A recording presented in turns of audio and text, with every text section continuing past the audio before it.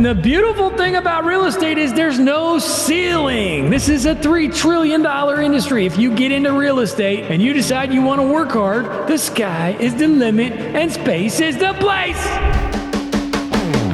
This is Short-Term Rental Management, the show that is all about short-term rental property management with your host, yours truly, Luke Carl. Short-term rental management, Luke Carl in the Cash Cave, loving life. We are in the fall of the year 2025. We're going to talk about a couple of cool things today. A little bit different show. We're going to read some comments from the internet from folks that are trying to learn how to manage and become better managers, and I will answer how I would in my business. So we're going to do some of that, and we're also going to talk about the economy. Been doing that a lot lately, trying to stay up to date with what's going on out there, and we're going to start with that on today's program here on Short-Term Rental Management. And what's forefront in the economy, at least as far as we are concerned in the real estate world, is the jobs. Government has reported that U.S. employment is down 911,000 jobs, weaker than what they initially thought. Right? So the U.S. economy has employed 911,000 fewer people than originally reported as of March of 2025. So basically what this means is that the jobs report that just came out, two Fridays ago? Which was very low. It was something like 22,000, and they were hoping for something north of 75,000. Now, we're saying that the jobs reports in general may be worse than what we thought, and for quite some time now, for most of the year. I will go ahead and say that I think this is maybe a bandwagon that's being jumped on here because people are sick of hearing about interest rates, and you know how it is with the news. They're always grabbing onto something that's going to get people's attention, and Uncle Larry's already talking about the interest rates and the Fed, etc. And now the jobs report came out last, again, I think it was 2 Fridays ago,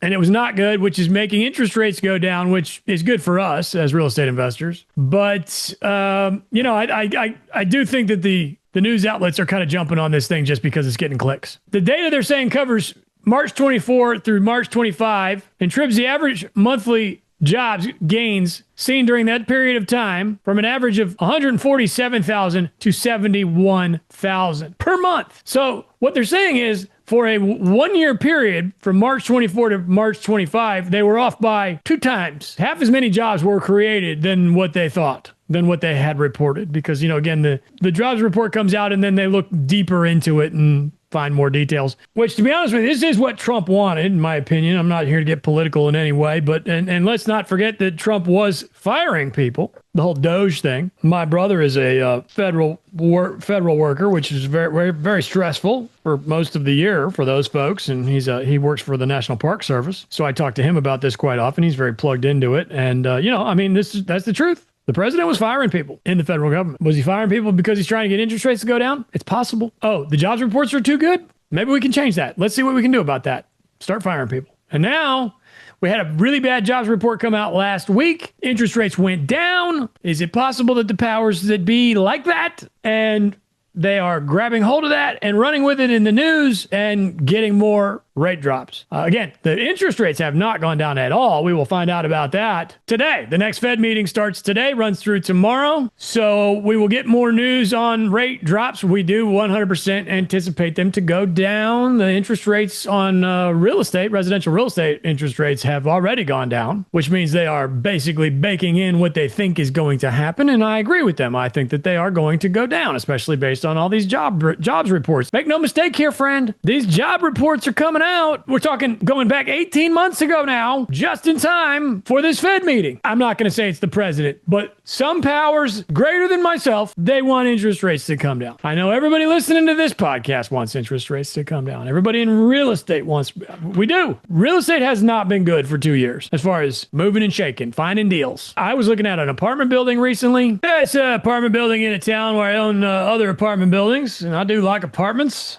Something that doesn't come up around here very often because most people in the overnight rental space don't really want to deal with long-term tenants, and I understand that, but I like them. And I haven't bought an apartment building for probably 3 years, and I found it very interesting to find out. I found out that they're saying 30% down has become the norm in commercial real estate, at least in the town where I purchased, which is my hometown. I was a little bit shocked by that, and I said, I was looking at this deal, and the broker I was like, man, this thing barely makes sense even at 25% down. He's like, what are you talking about 25% down? Everybody's doing 30 now. And I'm like, what? Then why the hell wouldn't I buy a beach house? Get 15, 20% down, and the damn thing will actually make a buck or two if I do it right, And of course, he was like, well, I don't know anything about beach houses. And okay. So, it's been a weird couple of years for real estate with this interest rates. And honestly, we're lucky that the things have not been worse. Folks that bought in 2022, there's definitely the possibility that you're not equity positive, but it's post-COVID life. It's a weird world out there. So anyway, we will find out about these interest rates in the next day or two. Keep in mind here, there is a very good chance that mortgage interest rates will go up in the next day or two. Because this is what happened last, early spring, where they dropped the interest rates an entire point. Mortgage rates went up because they knew that the rate drop was coming, and they overcompensated, and then they had to, fix the overcompensation and bring them back up just a little bit. So it's very likely that, tomorrow's Wednesday, Thursday, Friday, Saturday of this week, that mortgage interest rates will be a little higher than they are Tuesday morning. So keep that in mind. And I do want to talk a little bit about the people on the sidelines. You hear about this a lot. Oh, these people have been waiting on the sidelines with all this money, and they're going to jump out, and they're going to jump in, and they're going to make it difficult for you to buy a deal. Thousands and thousands of people are waiting on the sidelines for 2 years now because deals didn't make sense. Interest rates were too high. And now that the interest rates are going down, there are going to be more people jumping in. I do agree with that, but I also think that it's wrong that the people that have been sitting on the sidelines for the past 2 to 3 years are the ones that you need to worry about. People that sit on the sidelines, guess what they do? They sit on the sidelines. Sideline people stay on the sidelines, and they sit and they wait for an opportunity to say, I told you so. And those people, the folks that don't take action, that thought about taking action, have been sitting on their ass for the past 2.5 years, have been loving what's been going on. I told you there were no deals in saturation, and there were no deals. That's what that type of person is looking for in their life. They want to wallow in the mud. And there's been a lot of mud for 2.5 years. While I do think things are going to get busy, it's not those people that we're worried about. It's the new people coming in. I think that the interest rates are going to go down. Real estate is going to become attractive again. It's already happening, folks. It's getting busier. Deals are starting to close. Inventory's going down. But inventory will go back up very soon. I will come back to the inventory thing because I want to finish my speech about the folks on the sideline. The folks on the sideline for the past 2.5 years that have been wallowing in the mud, they're going to go away because now they're going to have nothing to wallow in. There's no more pity. There's no more, I told you so. And again, I do want to reiterate, this is not happening overnight. This is not going to happen overnight. It's going to be a long, steady process to get real estate back functional again. But the new folks are going to come in, and they're going to knock those 6 months, those people that were on the fence from becoming either a buyer or a wallower. Those 5 to 6 month shoppers that were getting ready to fall off the cliff into the mud and wallow, or they were maybe going to finally jump in, but they waited a little too long. Those new people are going to come in and push them off that board, right? So they're like standing on a pencil, and here's the mud. You fall off the slope into the mud and you wallow, or you come over here and you buy a deal. So now you got these new folks coming in out of nowhere because all of a sudden real estate's a little more attractive than it used to be, a little bit. And so here come the new folks, and they're going to get on the pencil, and they're going to push you off into the mud, or they're going to push you off into the deal, and they're going to follow right behind you, and there'll be more people into those deals. So yes, there is about to be more competition, but I don't think it's those people that have been waiting around for 2.5 years, because those people are just going to wait around anyway.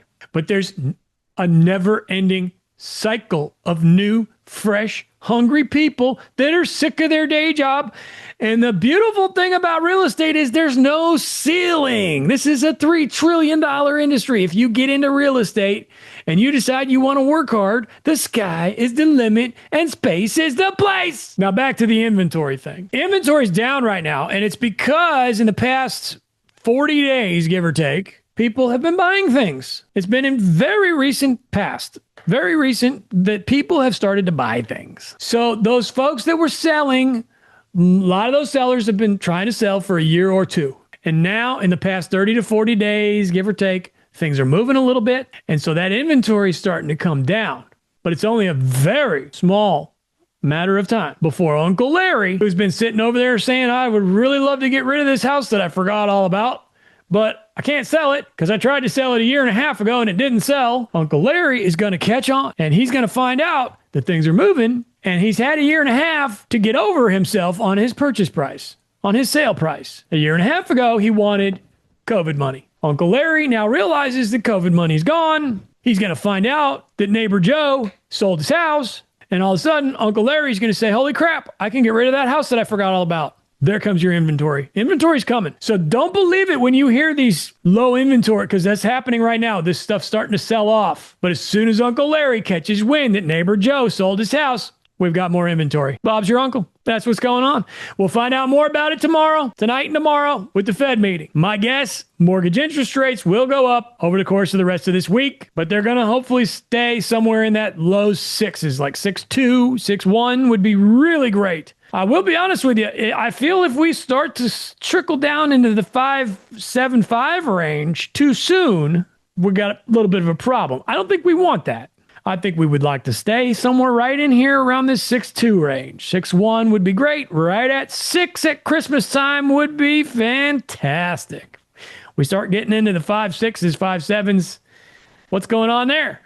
That's too much of a swing back the other way, and Uncle Larry's going to get confused. I promised you a couple of, listener mail situations, so let's go ahead and dive into that. This is going to come right from my Short Term Shop Plus general community. If you don't want to be Gen Pop anymore, and you want to be in the community of rock stars that really are trying to help each other go in the right direction, Short Term Shop Plus, stsplus.com.